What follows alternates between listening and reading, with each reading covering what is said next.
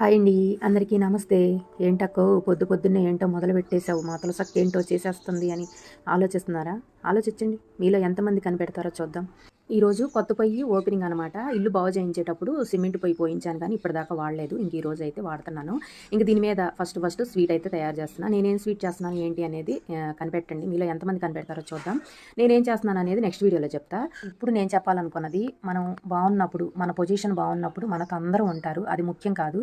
మనకేమీ లేని టైంలో, మనం అన్ని ప్రాబ్లమ్స్ ఫేస్ చేస్తున్నప్పుడు, మనం బాధలో ఉన్నప్పుడు మనతో ఎవరైతే తోడుగా ఉంటారో, మనల్ని వదిలిపెట్టకుండా మనకి హెల్ప్ చేయడానికని చెప్పి, వాళ్ళ దగ్గర ఏమీ లేకపోయినా కూడా మనకి హెల్ప్ చేయాలని చూస్తారు చూసారా?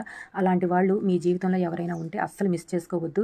వాళ్ళని లైఫ్ లాంగ్ మీతోనే ఉండేటట్టు ట్రై చేయండి. వాళ్ళ కోసం ఏదైనా చేయొచ్చు అనమాట. అలాంటి వాళ్ళు మన జీవితంలో ఉన్నారు అంటే మనం చాలా అదృష్టవంతులమని అర్థం చేసుకోవాలి. అలాంటి వాళ్ళు దొరికితే మాత్రం అస్సలు మిస్ చేసుకోవద్దు. దయ వల్ల అలా నాకు చాలా మంది దొరికారు. అందుకు నేను చాలా హ్యాపీగా